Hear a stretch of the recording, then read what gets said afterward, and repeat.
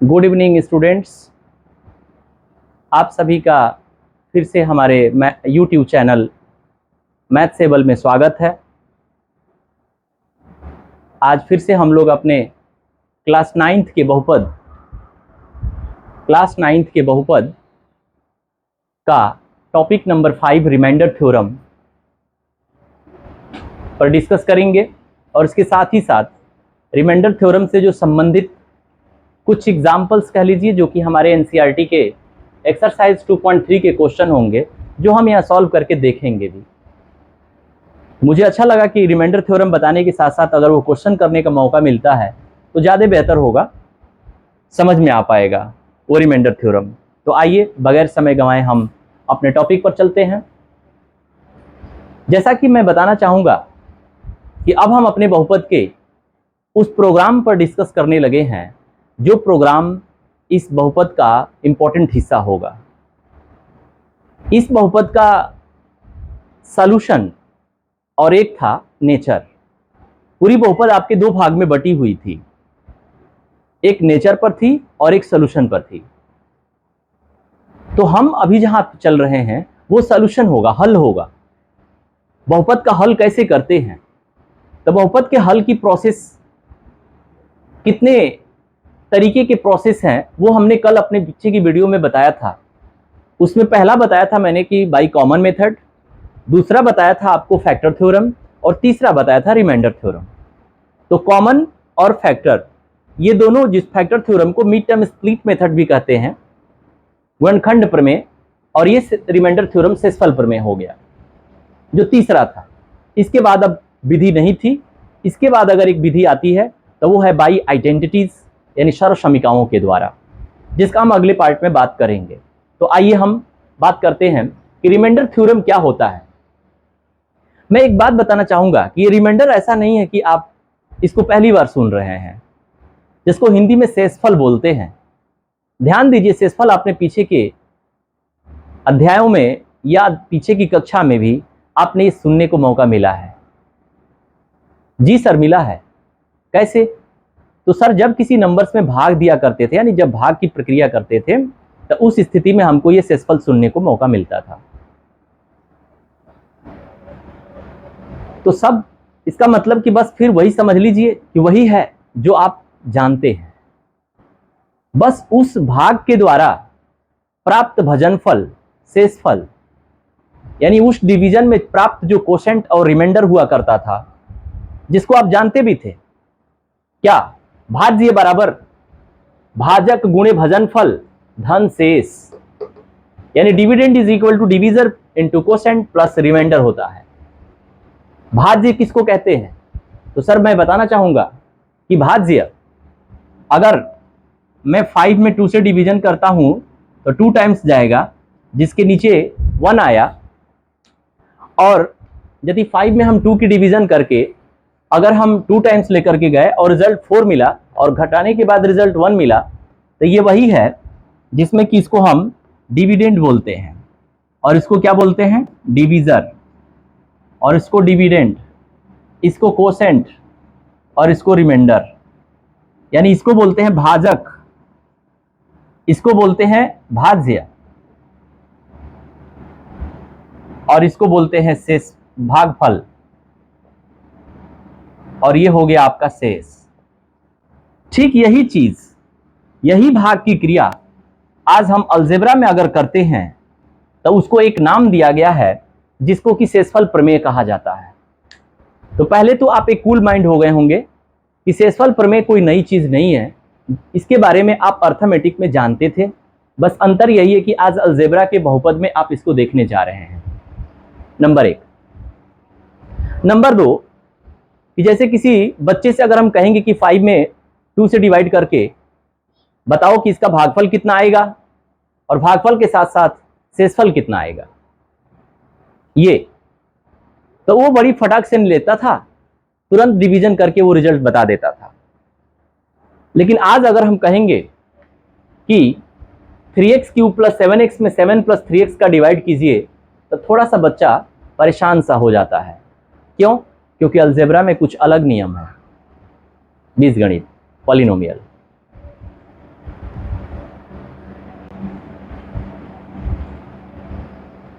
तो अक्सर इस तरह के क्वेश्चन मिलते हैं जिसमें कि किसी बहुपद से अगर भाग दिया जाए, किसी बहुपद से किसी बहुपद में अगर भाग दिया जाए, डिवीजन किया जाए पॉलिनोमियल से पॉलिनोमियल में, तो रिमाइंडर कितना आता है वो बगैर कंप्लीट डिवाइड किए बता नहीं सकता है बच्चा।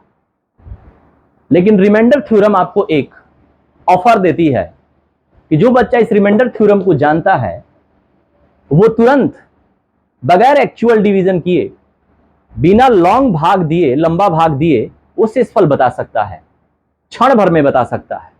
लेकिन उसको बताने के लिए पहले रिमाइंडर थ्योरम को जानना पड़ेगा। इसका मैंने पहले बताया कि शेषफल, पहले ये मैं इंट्रोड्यूस कराया आपको कि शेषफल प्रमेय आखिर ये होती क्या है सर, क्या ये नया चीज है? नहीं, बिल्कुल नहीं। दूसरी बात कि मैंने फोकस किया कि रिमाइंडर थ्योरम का फायदे क्या है हमारे मैथमेटिक्स में, तो इससे इजीली बहुत कम अल्प समय में ही वो बच्चा उसका रिमाइंडर बता सकता है। और दूसरा बात कि किसी पॉलिनोमियल का यदि फैक्टर करना हो तो वहां पर भी इसका रोल है, वहां पर भी ये काम आता है। आखिर आइए तब जानते हैं इंटरेस्ट लेकर के कि आखिर ये शेषफल प्रमेय होता क्या है। जैसा कि लिखा है कि late px be any polynomials when px is divided by x minus a the quotient is qx and the remainder is rx, that is px is equal to x minus a into qx plus rx। इसीलिए मैंने उसके just नीचे ये लिख भी दिया था। क्या मैंने लिखा कि यदि px x माइनस a से भाग दी जाती हो, यानी px एक बहुपद है और उस बहुपद को यदि x माइनस a से भाग देते हैं यानी डिवाइड करते हैं, तो डिवाइड के परिणाम स्वरूप अगर आपको भागफल यानी कि कोसेंट qx प्राप्त होता हो और नीचे रिमाइंडर आपको rx मिलता हो यानी शेषफल, तो फिर आप लिख सकते हैं px equal to x minus a into qx plus rx। यानी कि आप सीधे सीधे कहिए कि भाज्य बराबर भाजक गुणे भजनफल धन शेष, यानी dividend is equal to divisor into quotient plus remainder. बस हो गया सर। तो हाँ, रिमाइंडर थ्योरम वही था जो आप जान रहे थे। बस अब हम जानेंगे कि इस रिमाइंडर थ्योरम के द्वारा सर जो आप बता रहे थे कि बहुत कम समय में हम शेषफल पता कर सकते हैं किसी पॉलिनोमियल से किसी पॉलिनोमियल में डिवाइड के उपरांत, अब उसको हम जानेंगे कि कैसे, एक एग्जाम्पल लेकर के। और दूसरी बात कि रिमाइंडर थ्योरम के द्वारा किसी पॉलिनोमियल का जब सोल्यूशन करना होता है, फैक्टर करना होता है, तो उस स्थिति में इस रिमाइंडर थ्योरम का हम यूज कैसे करते हैं। आइए फिर हम आते हैं अपने क्वेश्चन पर, आ जाते हैं अब सीधे। देखिए यहाँ पर क्वेश्चन पहला लिखा हुआ है कि find the remainder when x³ + 3x² + 3x + 1 is divided by x + 1, x - 1/2, x + π and 5 + 2x। यानी चार ऑप्शंस दिए गए हैं। ये चारों ऑप्शंस में कह रहा है कि प्रत्येक ऑप्शन से अगर उस पॉलिनोमियल को मैं डिवाइड करता हूं तो रिमाइंडर कितना आएगा। ये आपके एनसीईआरटी 2.3 का पहला क्वेश्चन है जिसको मैं एज एग्जाम्पल समझाने का प्रयास कर रहा हूं। क्या करते हैं पहले, आइए पहला ऑप्शन की सॉल्यूशन हम करते हैं। पहला ऑप्शन में x + 1 पहले इक्वल टू हम 0 कर लेते हैं और यहां से x इक्वल टू क्या मान निकालेंगे हम, तो sir x is equal to -1 निकालेंगे। अब ये -1 दिया गया जो पॉलिनोमियल से px, वो है x³ + 3x² + 3x + 1, इसमें पुट कर देते हैं p -1 यानी -1 का होल क्यूब + 3 -1 का होल स्क्वायर एंड +3 -1 + 1। अब देखिए रिजल्ट इसका कितना आता है, तो सर -1 का 3 टाइम्स मल्टीप्लाई करेंगे इटसेल्फ तो -1 आएगा। -1 का 2 टाइम अगर मल्टीप्लाई करते हैं तो +1 होकर के 3 में मल्टीप्लाई करेगा तो +3 मिल जाएगा। एंड प्लस माइनस माइनस 3 1 जा 3, 3 एकम 3 धन 1। यहाँ +1 और -1 क्या हो गया, कट गया। +3 और -3 भी कट गया, यानी क्या मिला आपको 0। ओ, इसका मतलब इसका शेषफल 0 आएगा। रिमाइंडर क्या आया, 0 आया। यानी आप यहाँ बोल सकते हैं कि हेंस रिमाइंडर क्या मिला आपको, 0 मिला। ठीक इसी प्रकार यदि हम x = π, पहले सेकेंड ऑप्शन कर लेते हैं, x - 1/2, x - 1/2 is equal to 0 करेंगे। फिर उसी तरह से जैसे मैंने पहले किया था, x इज इक्वल टू 1/2 मिला। अब ये मान जब हम 1/2 पॉलिनोमियल में रखेंगे आइए रखते हैं, वहां आपको पॉलिनोमियल दी गई है, यहां पर मैं रिंग कर दिया हूं, क्योंकि स्पेस कम है अतः मैं उस पॉलिनोमियल को बार बार नहीं लिख रहा हूं, उसी पॉलिनोमियल में ये सारे मान हम पुट करेंगे। आइए रख लीजिए, px equal to x cube plus 3x square plus 3x plus 1। आइए रखते हैं, कितना रखना है, तो सर 1/2 रखना है। 1/2 का होल क्यूब प्लस 3 1/2 का स्क्वायर प्लस 3 1/2 प्लस 1। अब आगे बढ़ते हैं, 1/2 का 3 टाइम्स मल्टीप्लाई करेंगे तो 1/8, प्लस अगर इसको 1/2 को 2 टाइम्स मल्टीप्लाई करते हैं तो 4 1/4, और 3 से मल्टीप्लाई करेंगे तो 3/4। यहाँ पर 3/2, यहाँ पर 1/1 मान सकते हैं। आप इसको एलसीएम लेना पड़ेगा, एलसीएम कितना मिला, 8। तो यहाँ आपका आ गया 1 प्लस 4 2 जा 8, 2 3 जा 6।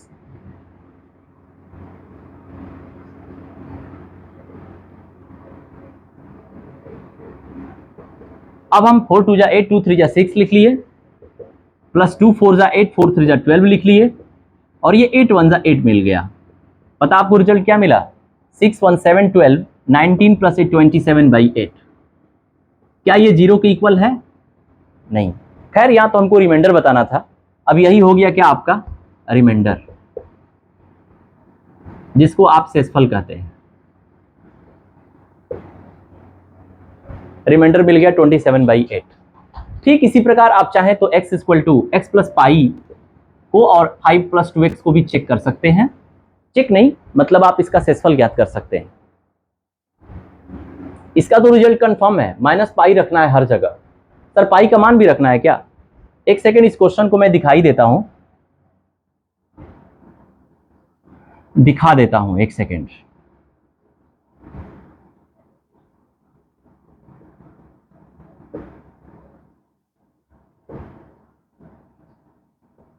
X cube minus x square plus 6x minus a is divided by x minus a। मैंने यहां जगह बना लिया, पहले जगह कम था,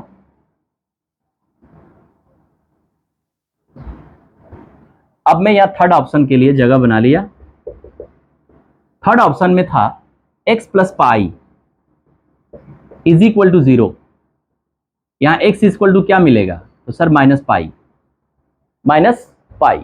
अब ये माइनस पाई को ले जाके वहां पुट करना है, किसमें, तो सर जो बहुपद पॉलिनोमियल दी गई है वो क्या थी, तो x cube plus 3x square plus 3x plus 1।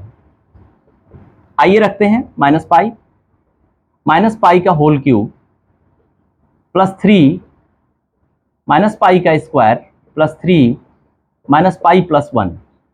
जैसा कि आपको मालूम है कि पाई का अगर 3 टाइम्स मल्टीप्लाई करेंगे तो पाई क्यूब ही होगा, माइनस का minus pi cube, plus minus को यदि 2 बार गुणा करेंगे तो वो धन हो जाता है, और प्लस में प्लस की मल्टीप्लाई होगी तो 3 पाई स्क्वायर आ जाएगा। आगे बढ़ते हैं, यहाँ plus minus minus 3 pi and plus 1।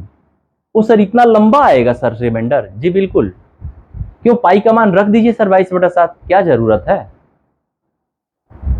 कोई जरूरत नहीं। तो फिर यही रिमाइंडर हो जाएगा, यही क्या हो गया, रिमाइंडर।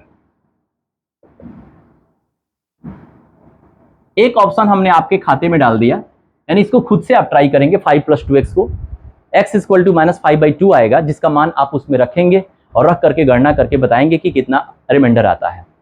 आइए क्वेश्चन 2 में चलते हैं।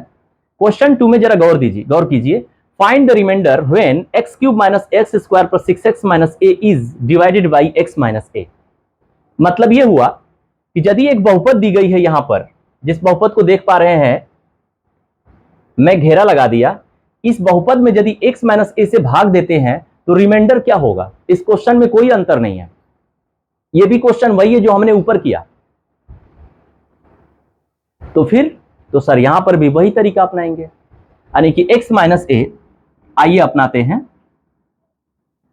Now x minus a equal to अगर 0 करेंगे तो x की वैल्यू क्या मिलेगी आपको, तो sir x is equal to a मिल जाएगा। क्या यही a उसमें रख देना है, जी बिल्कुल, यानी कि px is equal to x cube minus a x square plus 6x minus a. अब यहाँ अगर a रख दिए तो a क्यूब माइनस ए का square plus 6a minus a. अब ये a क्यूब और a स्क्वायर में a की multiply a cube plus 6a में से 5a माइनस हो जाएगा तो कितना मिलेगा 5a। a क्यूब कट गया, कितना मिला आपको 5a। यही सर रिमाइंडर है। फाइनली ये रिमाइंडर हो गया। अब लास्ट क्वेश्चन तीसरा पे आ गए। Check whether 7 plus 3x is a factor of 3x cube plus 7x। क्या मतलब हुआ सर इसका? इसका मतलब ये हुआ कि वो ये कह रहा है कि 7 प्लस 3x एक मेरे द्वारा दिया गया बहुपद 3x क्यूब प्लस 7x का फैक्टर है कि नहीं, इसे चेक कीजिए, जांच कीजिए। जांच करें कि 7 प्लस 3x दिए गए बहुपद का एक गुणनखंड है कि नहीं है, गुणनखंड है कि नहीं, शून्यक है कि नहीं, हल है कि नहीं। ये तीनों एक ही तरीके से होते हैं। आइए चेक करते हैं। कैसे चेक करेंगे? तो सर उसी तरह चेक करेंगे। यहां तो सर आप रिमाइंडर ज्ञात कर रहे थे ना, बिल्कुल सही कहा आपने। यहां भी हम रिमाइंडर ही ज्ञात करेंगे। और कब कहते हैं कि गुणनखंड हो गया? जब रिमाइंडर शून्य हो जाता हो। कैसे सर? 4 में 2 का डिवाइड करके देख लीजिए। अगर 4 में हम 2 का डिवीजन कर दे तो 2 2 4 हो जाता है। 4 से 4 कट कर नीचे शेषफल कितना आता है? शून्य। तब क्या कहते हैं? 2 4 का फैक्टर है, 2 4 को डिवाइड करता है, 2 4 का शून्यक है, जीरोज है, 2 4 का सॉल्यूशन है, हल है। तो मेरे भाई मैं बताना चाहूंगा कि यहाँ क्वेश्चन के पूछने के तरीके बड़ी अलग अलग हैं, बट काम तो एक ही होता है। तो फिर आप समझ चुके होंगे मेरा इशारा कि पहले मैं क्या करने जा रहा हूं। Now 7 plus 3x is equal to 0। पहले 7 को लेके जाऊंगा मैं उधर की तरफ, तो ये हो गया -7 and x is equal to -7/3 हो जाएगा। अब ये मान हम अपने दिए गए पॉलिनोमियल में रखेंगे। px is equal to 3x cube plus 7x दिया गया था। आइए मान रखते हैं p इन दिस -7/3 यानी 3 एंड -7/3 का होल क्यूब प्लस 7 एंड -7/3। गौर कीजिएगा, यहाँ माइनस को 3 बार अगर मल्टीप्लाई करते हैं तो माइनस ही होगा, और 7 का अगर 3 बार मल्टीप्लाई करेंगे तो 7 7 49 यानी 7 7 जब 49, और 49 में 7 का अगर मल्टीप्लाई करेंगे तो कितना आएगा? तो सर 49 में अगर 7 का मल्टीप्लाई करेंगे 343। आइए करते हैं। -3 इंटू 343 अपन 3 की 27 हो जाता है, 3 3 9 3 27 प्लस प्लस माइनस माइनस हो जाएगा सर। यहाँ क्या हो जाएगा? -7 7 49/3। अब ये 3 से ये 9 27 9 टाइम्स में कट गया। अब इसको हम अगर रिजल्ट में लेते हैं, यहाँ पर आ जाइए, यहाँ पर नीचे जगह नहीं है, तो -343/9 -49/3। इसका एलसीएम कितना होगा? तो सर 9 होगा। कितना होगा? 9। 9 में ये तो जैसे ही कॉपी हो जाएगा 343 माइनस 3 3 जा 9। अब 3 से अगर मल्टीप्लाई हम करते हैं तो 3 9 जा 27 का 7 कैरी 2, और 3 4 जा 12 एंड 2 14 यानी 3 चौ 3 का 9 और 3 27 का 7 हाथ में लगा 2 3 चौके 12 2 14। अब इसको हम जैसा कि देख रहे हैं कि दोनों की साइन माइनस हो गई है सर। गुड लक, देखिए कि दोनों का साइन क्या है? माइनस है, तो दोनों एक साथ ऐड हो जाएंगी। यानी 7 3 10 का 0 हाथ में लगा 1, 4 4 8 1 9 और 1 3 4 यानी -490/9। पता है ये मान 0 के इक्वल नहीं है, 0 के इक्वल नहीं है। अगर 0 के इक्वल नहीं है इसका मतलब कि 7 प्लस 3x इसका फैक्टर नहीं है। अगर वही इक्वल 0 होता, अगर इक्वल ये 0 हो जाता तो उस स्थिति में ये फैक्टर होता, यानी गुणनखंड कहलाता। कौन? 7 प्लस 3x। किसका? तो sir 3x cube plus 7x का। ओ, इसका मतलब कि आप रिमाइंडर की तरह ही इसको भी निकालें। बस अंतर यही है सिर्फ कि रिमाइंडर अगर 0 आ गया तो फिर वो गुणनखंड कहलाएगा, फैक्टर होगा। अगर रिमाइंडर 0 नहीं आता है तो गुणनखंड नहीं होगा। इस तरीके से हम लोगों ने आज का अपना टॉपिक नंबर 5 रिमाइंडर थ्योरम शेषफल प्रमेय और साथ ही साथ उस रिमाइंडर थ्योरम का उपादेयता, उपयोगिता, यूटिलाइजेशन हम लोगों ने देखा कि इस रिमाइंडर थ्योरम का हमारे मैथमेटिक्स पॉइंट ऑफ व्यू से क्या क्या इसके फायदे हैं। तो इस तरीके से हमने अपना आज का टॉपिक यहीं समाप्त करते हैं। लेकिन एक बात फिर से मैं बोलना चाहूँगा, फिर से दोहराऊंगा, क्योंकि आपका कमेंट मुझे एनर्जी देता है, बूस्टअप करता है। यदि आपकी कमेंट आती है तो मुझे लगता है कि आप मुझसे कनेक्ट हैं, और ये टोटल की टोटल टीचिंग एक कनेक्टेड बेसिस पर ही चलती है। तो आप कमेंट करना, सब्सक्राइब करना, लाइक करना और किसी अन्य अपने मित्रों को शेयर करना जरूर करें, भूलें मत। धन्यवाद।